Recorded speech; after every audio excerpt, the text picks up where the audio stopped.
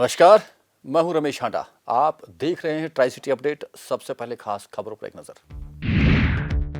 पड़ोस के घर के कुक ने किया था सेक्टर 8 में बुजुर्ग महिला का कत्ल। चोरी के इरादे से गया था, महिला जागी तो कर दिया कत्ल।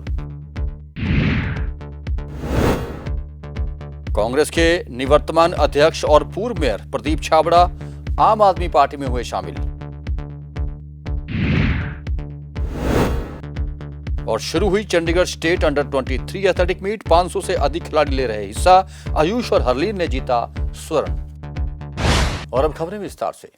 सेक्टर 8 में 98 साल की बुजुर्ग महिला जोगिंदर कौर के मर्डर की गुत्थी चंडीगढ़ पुलिस ने सुलझा ली है, जिसके चलते शुक्रवार को चंडीगढ़ के एसएसपी कुलदीप चाहल ने पत्रकारों से बातचीत भी की। उन्होंने खुलासा किया कि आरोपी सेक्टर 8 में कुक का काम करता है और पड़ोस के घर में ही रहता था, जिसे इस घर के विषय में पूरी जानकारी थी क्योंकि उसकी पत्नी यहां आया जाया करती थी। बीती 7 अगस्त को चंडीगढ़ के सेक्टर 8 में 98 साल की बुजुर्ग महिला जोगिंदर कौर के मर्डर की गुत्थी पुलिस ने सुलझा ली है, जिसके चलते शुक्रवार को चंडीगढ़ के एसएसपी कुलदीप सिंह चहल ने प्रेस कॉन्फ्रेंस कर इसका खुलासा किया है। एसएसपी ने जानकारी देते हुए बताया कि आरोपी सेक्टर 8 में कुक का काम करता था।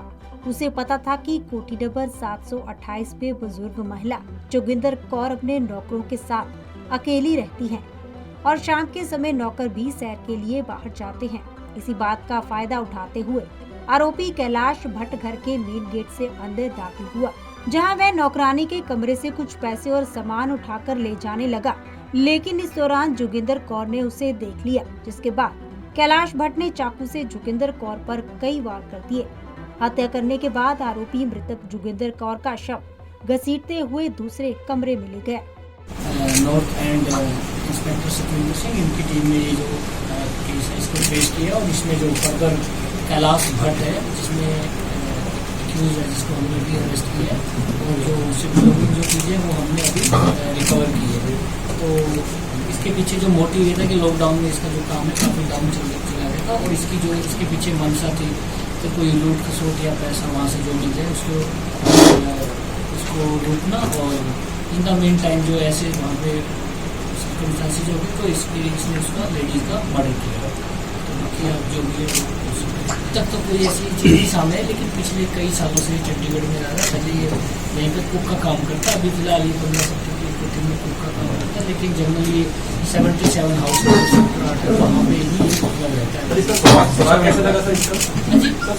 देखो इसमें हमारी जो टीम है इनमें टेक्निकल इन्वेस्टिगेशन के अलावा इनका जो ह्यूमन इंटेलिजेंस है उसके ऊपर हमारी टीम ने काम किया और तब जाके इसको आइडेंटिफाई किया।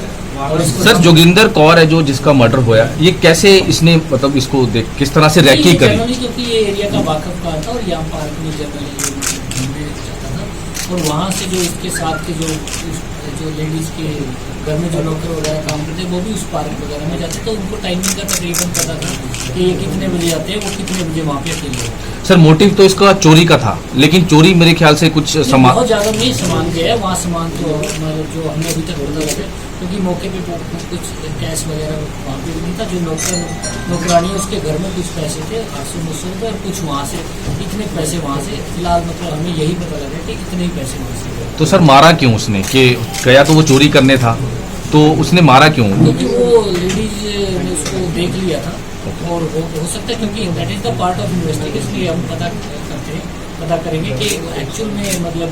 लेकिन जो अभी तक पूरी तौर पे जो हमने इन्वेस्टिगेशन की उसमें यही है कि लेडीज ने इसको देख लिया था और उनकी आपस में कोई बातचीत भी हुई। बता दें कि बीती शुक्रवार को सेक्टर 8 की कोठी नंबर 728 में रहने वाली 98 साल की जोगिंदर कौर को गला रेतकर मौत के घाट उतार दिया गया था। पेशे से कुक कैलाश भट्ट नाम का ये युवक चोरी के इरादे से घर में घुसा और चोरी करते हुए पकड़े जाने के डर से उसने बुजुर्ग महिला को मौत के घाट उतार दिया। बहरहाल पुलिस ने आरोपी को पकड़ लिया है और इससे पूछताछ की जा रही है और वहीं पुलिस के द्वारा आरोपी के क्रिमिनल बैकग्राउंड का भी पता लगाया जा रहा है। पंजाब केसरी टीवी चंडीगढ़ के लिए कुलदीप कुमार की रिपोर्ट। चंडीगढ़ कांग्रेस को उस समय बड़ा झटका लगा जब निवर्तमान कांग्रेस के अध्यक्ष और पूर्व मेयर प्रदीप छाबड़ा आम आदमी पार्टी में शामिल हो गए।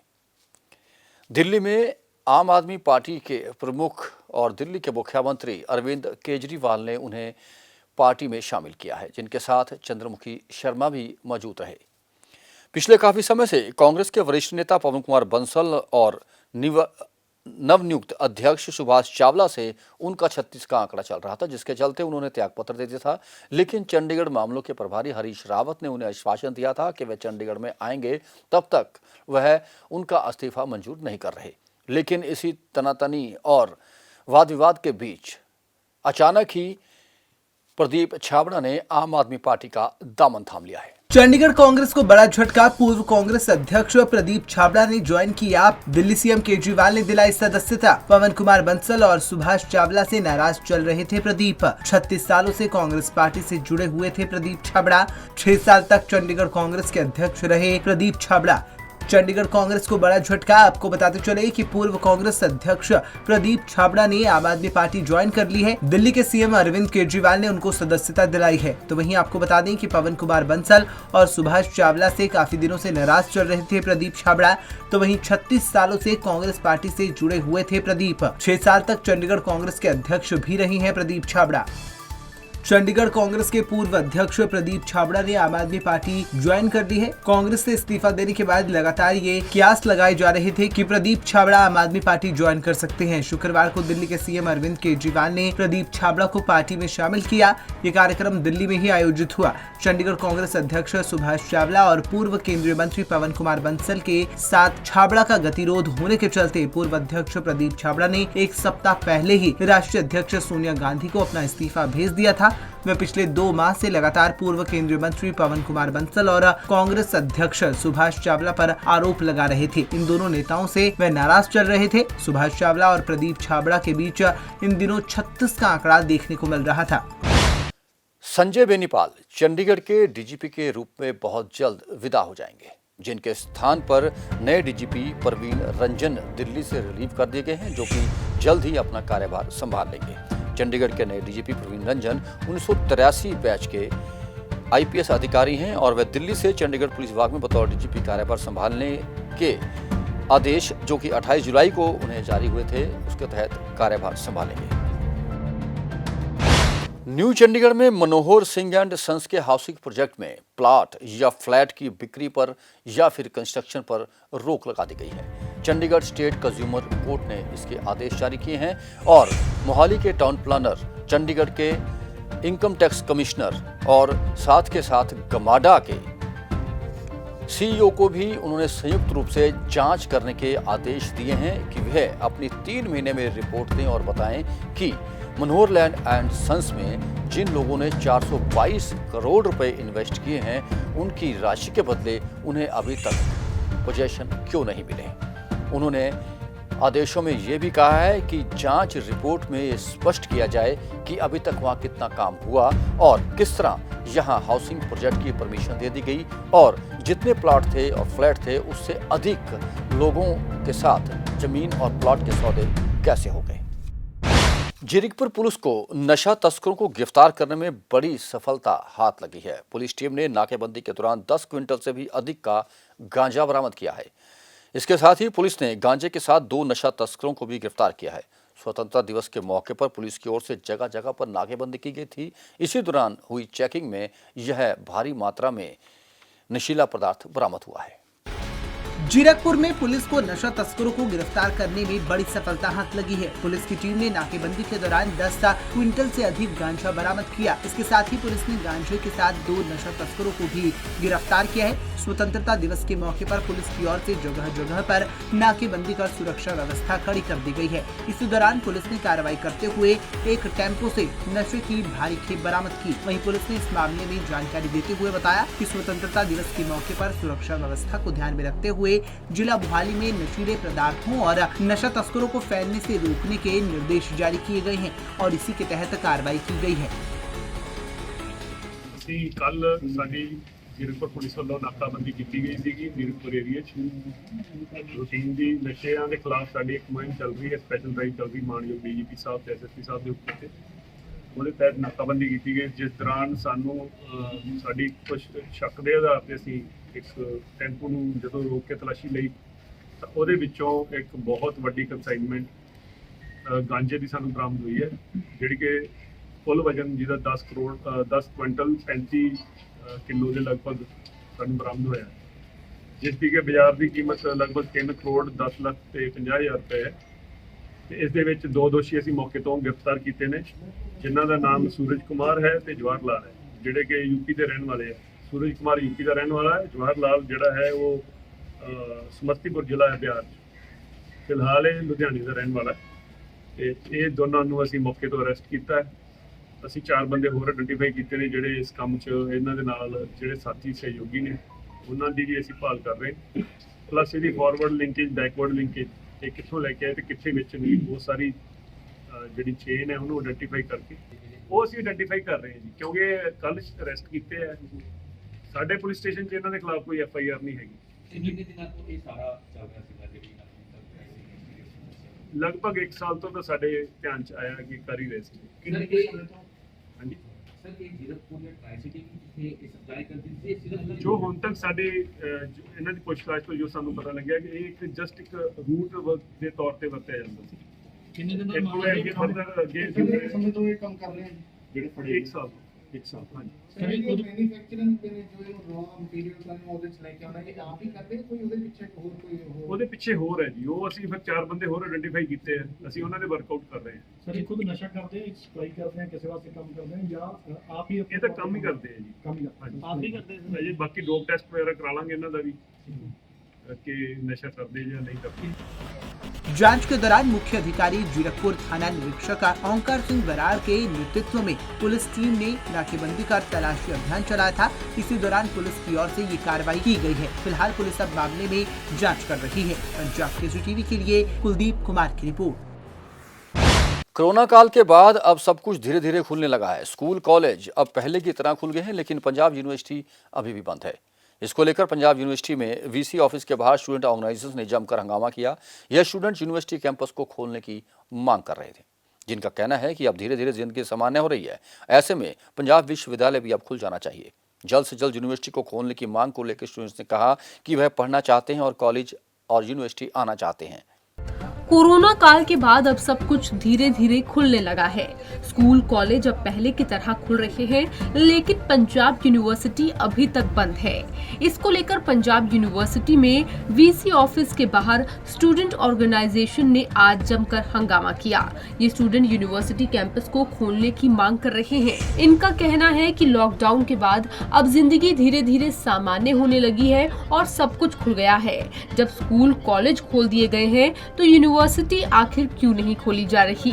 स्टूडेंट्स यूनिवर्सिटी प्रशासन से लगातार सवाल कर रहे हैं कि कब तक यूनिवर्सिटी को खोला जाएगा।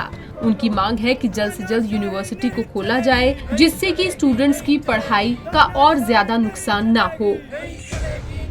ਅੱਜ ਬੇਸਿਕਲੀ ਅਸੀਂ 3 ਮੰਗਾਂ ਨੂੰ ਲੈ ਕੇ ਇੱਥੇ ਇਕੱਠੇ ਹੋਏ ਆ। ਸਭ ਤੋਂ ਪਹਿਲੀ ਡਿਮਾਂਡ ਤਾਂ ਇਹ ਸੀਗੀ ਕਿ ਜਦੋਂ ਕਲਾਸਿਸ ਆਨਲਾਈਨ ਹੋ ਰਹੀਆਂ, 1.5 ਸਾਲ ਹੋ ਗਿਆ ਸਾਨੂੰ ਆਲਮੋਸਟ ਆਨਲਾਈਨ ਕਲਾਸਿਸ ਜਾ ਰਹੀਆਂ ਨੇ, ਤੇ ਫੀਸ ਸਾਡੇ ਕੋਲੋਂ ਆਫਲਾਈਨ ਕਲਾਸਿਸ ਦੇ ਹਿਸਾਬ ਨਾਲ ਲਈ ਜਾ ਰਹੀ ਹੈ। ਟਿਊਸ਼ਨ ਫੀਸ ਦੇ ਨਾਲ ਜੇ ਅਸੀਂ ਫੀਸ ਲੈਬ ਦੇਖਦੇ ਹਾਂ ਤੇ ਉਹਦੇ ਨਾਲ ਐਡੀਸ਼ਨਲ ਚਾਰजेस ਕਈ ਹੁੰਦੇ ਆ ਜਿਹੜੇ ਕਿ ਆਫਲਾਈਨ ਕਲਾਸਿਸ ਲਈ ਚਾਰਜ ਕੀਤੇ ਜਾਂਦੇ ਆ, ਪਰ ਸਾਡੇ ਤੋਂ ਪੂਰੀ ਫੀਸ ਚਾਰਜ ਕੀਤੀ ਜਾ ਰਹੀ ਹੈ। ਤੇ ਸਾਡੀ ਪਹਿਲੀ ਜਿਹੜੀ ਡਿਮਾਂਡ ਹੈ ਉਹ ਇਹੀ ਸੀ ਕਿ ਸਟੂਡੈਂਟਸ ਨੂੰ ਜਿਹੜਾ ਐਟਲੀਸਟ 50% ਕੰਸੈਸ਼ਨ ਦਿੱਤਾ ਜਾਵੇ ਤੇ ਜਿਹੜੇ ਸਟੂਡੈਂਟਸ ਪਾਸ ਆਊਟ ਹੋ ਚੁੱਕੇ ਆ ਉਹਨਾਂ ਨੂੰ ਫੀਸ ਜਿਹੜੀ ਆ ਉਹ ਰਿਫੰਡ ਕੀਤੀ ਜਾਵੇ।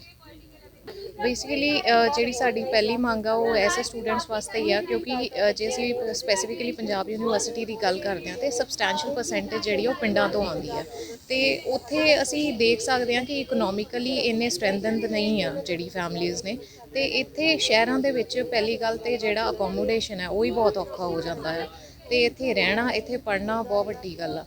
ਇਸੇ ਲਈ ਸਾਡੀ ਪਹਿਲੀ ਜਿਹੜੀ ਪ੍ਰੈਫਰੈਂਸ ਹੈ ਉਹ ਇਕਨੋਮਿਕਲੀ ਜਿਹੜੇ ਵੀਕਰ ਸੈਕਸ਼ਨ ਆਫ ਸਟੂਡੈਂਟਸ ਆ ਉਹਨਾਂ ਵਾਸਤੇ ਹੀ ਆ ਕਿ ਉਹਨਾਂ ਨੂੰ ਜਿਹੜਾ ਇਸ ਪਹਿਲੀ ਜਿਹੜੀ ਮੰਗ ਜੇ ਯੂਨੀਵਰਸਿਟੀ ਮੰਨ ਲੈਂਦੀ ਹੈ ਤਾਂ ਸਭ ਤੋਂ ਵੱਧ ਜਿਹੜਾ ਫਾਇਦਾ ਉਹਨਾਂ ਨੂੰ ਹੋਊਗਾ, ਕਿਉਂਕਿ ਫੀਸ ਜਿਹੜੀ ਆ ਉਹ ਐਡਜਸਟ ਕੀਤੀ ਜਾਊਗੀ ਨੈਕਸਟ ਆਉਣ ਵਾਲੇ ਸੈਸ਼ਨ ਵਿੱਚ, ਜਿਹੜੀ ਸਾਡੇ ਕੋਲੋਂ 2 ਸਮੈਸਟਰ ਦੀ ਆਲਰੇਡੀ ਲਿੱਤੀ ਗਈ ਆ। ਸਟੂਡੈਂਟਸ ਜਿਹੜੇ ਆ ਉਹ ਕਾਫੀ ਟਾਈਮ ਤੋਂ ਪ੍ਰੋਟੈਸਟ ਕਰ ਰਹੇ ਆ। ਆਲਮੋਸਟ ਜਦੋਂ ਲਾਸਟ ਈਅਰ ਸੈਪਟੈਂਬਰ ਤੋਂ ਹੀ ਸਟੂਡੈਂਟਸ ਆਉਣੇ ਸ਼ੁਰੂ ਹੋ ਗਏ ਸੀ, ਜਦੋਂ ਕਿ ਰਿਸਰਚ ਸਕਾਲਰਸ ਬੇਸਿਕਲੀ ਬੁਲਾਏ ਗਏ ਸੀ, ਤੇ ਇਹ ਇਨੀਸ਼ੀਏਟਿਵ ਰਿਸਰਚ ਕਾਲਜ ਨੇ ਲਿਆ ਕਿ ਜਦੋਂ ਰਿਸਰਚ ਕਾਲਜ ਆ ਸਕਦੇ ਆ, ਉਹਨਾਂ ਦੀ ਲੋੜ ਆ ਡਿਪਾਰਟਮੈਂਟਸ ਦੇ ਵਿੱਚ, ਤੇ ਅੰਡਰ ਗ੍ਰੈਜੂਏਟ ਤੇ ਪੋਸਟ ਗ੍ਰੈਜੂਏਟ ਅਜੇ ਉਹਨਾਂ ਦਾ ਫਾਊਂਡੇਸ਼ਨ ਜਿਹੜਾ ਉਹ ਬਿਲਟ ਹੋਣਾ ਆ, ਤੇ ਉਹਨਾਂ ਨੂੰ ਜੇ ਆਨਲਾਈਨ ਕਲਾਸਿਸ ਦਿੱਤੀਆਂ ਜਾਣਗੀਆਂ, ਜਿੱਥੇ ਆਫਲਾਈਨ ਕਲਾਸਿਸ 1 ਘੰਟੇ ਦੀਆਂ ਹੁੰਦੀਆਂ ਨੇ ਤੇ ਜਿਹੜੀਆਂ ਆਨਲਾਈਨ ਕਲਾਸਿਸ ਨੇ ਉਹ 45 ਮਿੰਟ ਦੀਆਂ ਕਰ ਦਿੱਤੀਆਂ ਗਈਆਂ। ਸਮੈਸਟਰ ਜਿੱਥੇ 6 ਮਹੀਨੇ ਦਾ ਹੁੰਦਾ, ਉੱਥੇ ਆਨਲਾਈਨ ਕਲਾਸਿਸ ਕਰਕੇ ਉਹ 3 ਮਹੀਨੇ ਦਾ ਕਰ ਦਿੱਤਾ ਗਿਆ, ਤੇ ਅਸੀਂ ਆਪ ਹੀ ਅੰਦਾਜ਼ਾ ਲਾ ਸਕਦੇ ਹਾਂ ਕੁਆਲਿਟੀ ਆਫ एजुकेशन ਕੀ होगी। इसके अलावा इन स्टूडेंट्स ने मांग की है कि कोरोना काल में सभी क्लासेस ऑनलाइन लगाई गई, उसके बावजूद भी फीस में कोई कटौती नहीं की गई। यूनिवर्सिटी के छात्रों की पढ़ाई अभी भी ऑनलाइन ही चल रही है, लेकिन यूनिवर्सिटी की फीस बिल्कुल भी कम नहीं की गई है। ਇਹ ਪ੍ਰਦਰਸ਼ਨ ਜਿਹੜਾ 3 ਮੰਗਾਂ ਨੂੰ ਲੈ ਕੇ ਆ। ਪਹਿਲੀ ਮੰਗ ਤੇ ਇਹ ਆ, ਸਭ ਤੋਂ ਇਮੀਡੀਏਟ ਜਿਹੜੀ ਆ ਕਿ ਯੂਨੀਵਰਸਿਟੀ ਖੋਲ੍ਹੀ ਜਾਵੇ।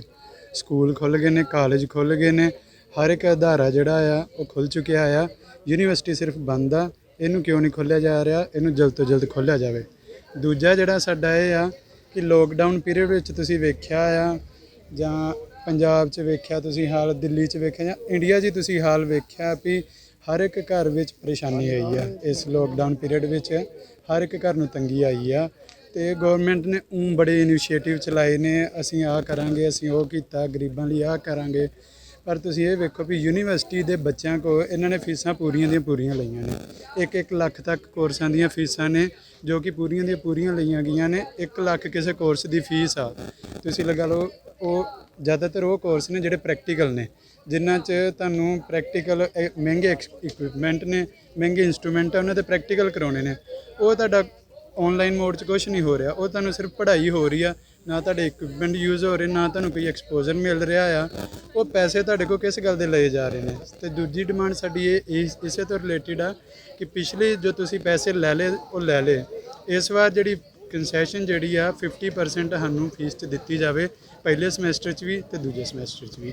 ਅਸੀਂ ਪ੍ਰੋਟੈਸਟ ਨੂੰ ਹੋਰ ਤੇਜ਼ ਕਰਾਂਗੇ, ਹੋਰ ਸਟੂਡੈਂਟਸ ਨੂੰ ਆਪਾਂ ਨਾਲ ਜੋੜਾਂਗੇ, ਜਿਹੜੇ ਵੀ ਚਾਹਵਾਨ ਹੈਗੇ ਨੇ ਵੀ ਬੱਚੇ ਜਿਹੜੇ ਪੜ੍ਹਨਾ ਚਾਹੁੰਦੇ ਨੇ, ਇੱਥੇ ਆਉਣਾ ਚਾਹੁੰਦੇ ਨੇ, ਸਾਰਿਆਂ ਦੀ ਮੰਗ ਇਹ ਆ ਵੀ ਇਹ ਖੋਲ੍ਹੀ ਜਾਵੇ। ਤੁਸੀਂ ਇਹ ਵੇਖੋ, ਯੂਨੀਵਰਸਿਟੀ ਜਿਹੜੀ ਇਹ ਖੋਲ੍ਹ ਨਹੀਂ ਰਹੇ, ਇਹਦੇ ਪਿੱਛੇ ਸਾਨੂੰ ਸਾਈਕੀ ਸਮਝਣ ਦੀ ਲੋੜ ਆ। ਜਿਹੜਾ ਇਸ ਟਾਈਮ ਅਥਾਰਟੀ ਇੱਥੇ ਬੈਠੀ ਆ, ਇਹਨਾਂ ਦੀ ਸਾਈਕੀ ਜਿਹੜੀ ਉਹ ਐਂਟੀ ਸਟੂਡੈਂਟ, ਐਂਟੀ ਐਜੂਕੇਸ਼ਨ ਆ। ਇਹਨਾਂ ਦਾ ਕੋਈ ਕਰੋਨਾ ਨਾਲ ਨਹੀਂ ਲੈਣਾ ਦੇਣਾ, ਕਿਸੇ ਹੋਰ ਚੀਜ਼ ਨਾਲ ਨੇ। ਕਹਿਣ ਨੂੰ ਆਪਾਂ ਇੱਥੇ ਕਹਿ ਦਿੰਦੇ ਆ ਜੀ ਸਕਾਲਰਾਂ ਨੂੰ ਇਹਨਾਂ ਨੇ ਦੇਤਾ ਆ, ਪਰਮਿਸ਼ਨ ਦੇਤੀ ਆ। ਤੁਹਾਨੂੰ ਮੈਂ ਲੋਕਡਾਊਨ 'ਚ ਸਕਾਲਰਾਂ ਦੇ ਹਾਲ ਦੱਸਦਾ ਆ। ਇੱਥੇ ਜਿਹੜੇ ਬੱਚੇ ਫਾਈਨਲ ਈਅਰ ਤੇ ਜਿਨ੍ਹਾਂ ਦੇ ਐਕਸਪੈਰੀਮੈਂਟ ਚੱਲ ਰਹੇ ਸੀਗੇ, ਉਹਨਾਂ ਦਾ ਥੀਸਿਸ ਲਿਖਣਾ ਹੁੰਦਾ, ਐਕਸਪੈਰੀਮੈਂਟ ਉਹਨਾਂ ਦੇ ਪੈਰ ਤੇ ਵਿੱਚ ਛੱਡ ਕੇ ਨਹੀਂ ਜਾ ਸਕਦੇ। BC ਦੇ ਇਹ ਹਾਲ ਸੀਗੇ, ਲੈਬਾਂ 'ਚ ਉੱਥੇ ਜਾ ਕੇ ਰੇਡਾਂ ਪੈ ਰਹੀਆਂ ਨੇ ਕਿ ਬੱਚੇ ਲੈਬਾਂ 'ਚ ਕੰਮ ਤਾਂ ਨਹੀਂ ਕਰ ਰਹੇ। ਮੈਂ ਅੱਖੀਂ 2 ਬੱਚੇ ਵੇਖੇ ਨੇ, ਬਾਹਰੋਂ ਲੈਬ ਦੇ ਤਾਲਾ ਲੱਗਾ ਹੋਇਆ, ਅੰਦਰ ਕੰਮ ਕਰ ਰਹੇ ਨੇ। ਇਸ ਤੋਂ ਥੱਲੇ ਐਜੂਕੇਸ਼ਨ ਦਾ ਪੱਧਰ ਕੀ ਜਾ ਸਕਦਾ ਕਿ ਬੱਚੇ ਲੈਬ 'ਚ ਕੁੰਡਾ ਲਾ ਕੇ ਕੰਮ ਕਰ ਰਹੇ ਨੇ, ਔਰ ਉਸ ਅਦਾਰੇ ਦਾ ਜਿਹੜਾ ਮੇਨ ਆ, ਹੈੱਡ ਬੰਦਾ ਆ, ਵਾਈਸ ਚਾਂਸਲਰ, ਉਹ ਰੇਡ ਮਾਰ ਰਿਹਾ ਕਿ ਬੱਚੇ ਕਿਤੇ ਪੜ੍ਹ ਤਾਂ ਨਹੀਂ ਰਹੇ। ਇੰਨੀ ਸ਼ਰਮਨਾਕ ਗੱਲ ਇਸ ਅਥਾਰਟੀ ਵਾਸਤੇ ਕੀ ਹੋ ਸਕਦੀ ਆ? ਇਸ ਤੋਂ anti education, anti student policy की हो सकती है? स्टूडेंट्स के इस प्रदर्शन को देखकर वहां पर DSW associate professor Ashok Kumar और प्रोफेसर चतुर्थ पहुंचे। उन्होंने बताया कि यूनिवर्सिटी को इस महीने के अंत तक खोलने के बारे में विचार किया जा रहा है, लेकिन अगर कोरोना के केसेस ऐसे ही बढ़ते रहे तो यूनिवर्सिटी को खोलने के लिए पुनर्विचार किया जाएगा। लेकिन इसके साथ साथ मैं ये भी कह रहा हूँ कि अगर कोई किसी तरह की हेल्थ से अगर कोई प्रॉब्लम आएगी, अगर केसेज बढ़ेंगे तो उस पोजीशन में हमारे लिए मुश्किल हो जाएगा। वरना हम तैयार बैठे हैं, इस महीने के लास्ट तक हमारी पूरी है कि हम यूनिवर्सिटी खोलें। अगर केसेज तो नहीं तो उसको दोबारा रिवाइज भी किया जा सकता है। जो प्लानिंग चल रही है, अगर केसेज बढ़ गए तो उसके हिसाब से फिर जब कॉलेज खुल जाएंगे तो यूनिवर्सिटी खुलेगी, क्यों नहीं खुलेगी? जो भी डिमांड रखी है हम उनको एनालाइज करेंगे, और जो भी पॉसिबिलिटीज होंगी कि भी जो प्लानिंग है यूनिवर्सिटी की या जैसे कॉलेजेस खुल रहे हैं, तो हम पूरा सीरियसली इस चीज़ को कंसीडर करेंगे। और लेकिन बच्चों के या स्टाफ की उसके हेल्थ के कंसर्न के ऊपर हम उसका पहले ध्यान रखेंगे। हमारे लिए हमारी सिक्योरिटी, बच्चों की सिक्योरिटी हमारे लिए पहले है, तो हम प्लानिंग कर रहे हैं जैसे कॉलेजेस वगैरह का है, तो उसी तरह प्रदर्शन कर रहे स्टूडेंट्स की मांगों पर विचार करने की बात एसोसिएट प्रोफेसर अशोक कुमार ने कही। वहीं स्टूडेंट्स का कहना है कि अगर उनकी मांगे नहीं मानी गई तो आगे आने वाले दिनों में वो अपने प्रदर्शन को और तेज करेंगे। पंजाब केसरी टीवी के लिए चंडीगढ़ से भगवत सिंह की रिपोर्ट। चंडीगढ़ में स्वतंत्रता दिवस पर होने वाले कार्यक्रम को अंतिम रूप दिया जा रहा है। इसी बीच शुक्रवार को सेक्टर 17 के परेड ग्राउंड में फुल ड्रेस रिहर्सल का आयोजन किया गया। इसमें चंडीगढ़ पुलिस के जवान, एनसीसी कैडेट्स भी शामिल हुए। वहीं प्रशासन के बड़े अधिकारी भी इस अवसर पर मौजूद रहे। सेक्टर 17 के परेड ग्राउंड में पंजाब के गवर्नर और चंडीगढ़ के प्रशासक वीपी सिंह बदनौर कड़ी सुरक्षा के बीच तिरंगा फहराएंगे। पिछले साल की तरह इस बार भी चंडीगढ़ में स्वतंत्रता दिवस बेहद सादगी से मनाया जाएगा। दरअसल कोरोना के कारण समारोह में कई तरह के बदलाव किए गए हैं। लोगों को इस बार भी इस कार्यक्रम से दूर रखा जाएगा। सिर्फ वीआईपी लोग ही इस कार्यक्रम में हिस्सा बन सकेंगे।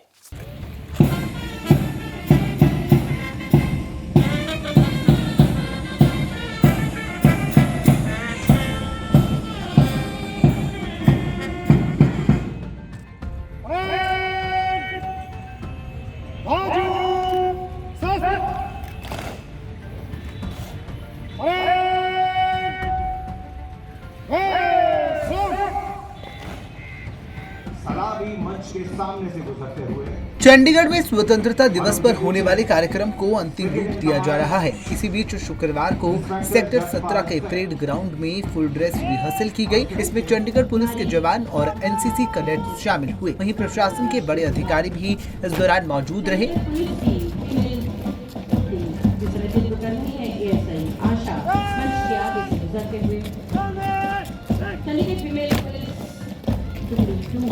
जिसका नेतृत्व कर रही है सही जान।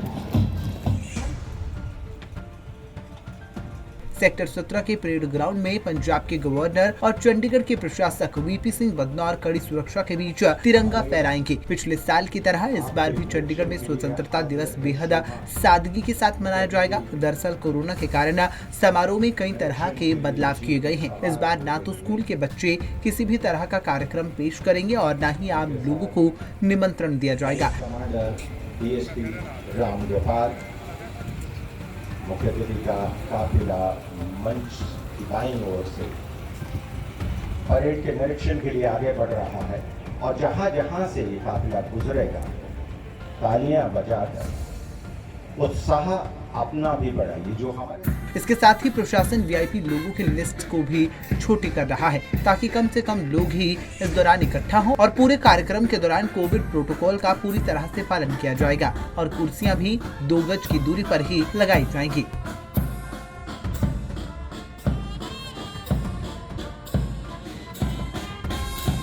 पंजाब केसरी टीवी के लिए चंडीगढ़ से भगवत सिंह की report.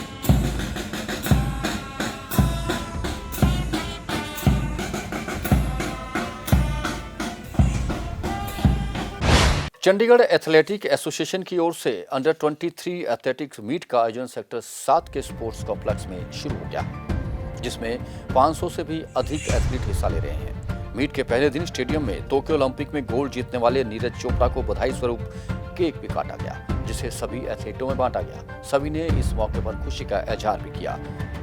Athletic federation of India के सचिव रविंदर चौधरी इस मौके पर मुख्य रूप से शामिल हुए और उन्होंने नीरज चोपड़ा को आइकन मानते हुए एथलीटों को आगे बढ़ने का रास्ता दिखाया। पहले दिन 100 मीटर दौड़ का स्वर्ण आयुष रेखी ने और महिला वर्ग का स्वर्ण पदक हरलीन कौर ने जीता है। मुकाबले शनिवार को भी जारी रहेंगे।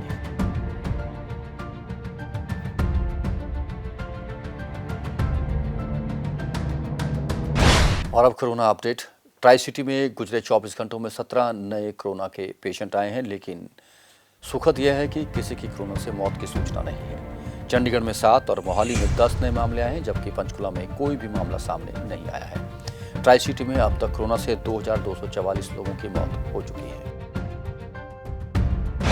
मौसम की जानकारी। ट्राई सिटी में अधिकतम तापमान 35.4 डिग्री सेल्सियस और न्यूनतम तापमान 25.2 डिग्री सेल्सियस रिकॉर्ड किया गया, जबकि मौसम में नमी की मात्रा 75% रही। आने वाले 24 घंटों में अनुमान है कि दिन में उमस रहेगी, लेकिन रात को बारिश होने की संभावना है, लेकिन तापमान में कोई खास अंतर नहीं आएगा। ट्राई सिटी अपडेट में अब तक के लिए इतना ही। फिर हाजिर होंगे कुछ और समाचारों और सूचनाओं के साथ। तब तक के लिए रमेश आंडा को पूरी टीम के साथ दीजिए इजाजत। नमस्कार।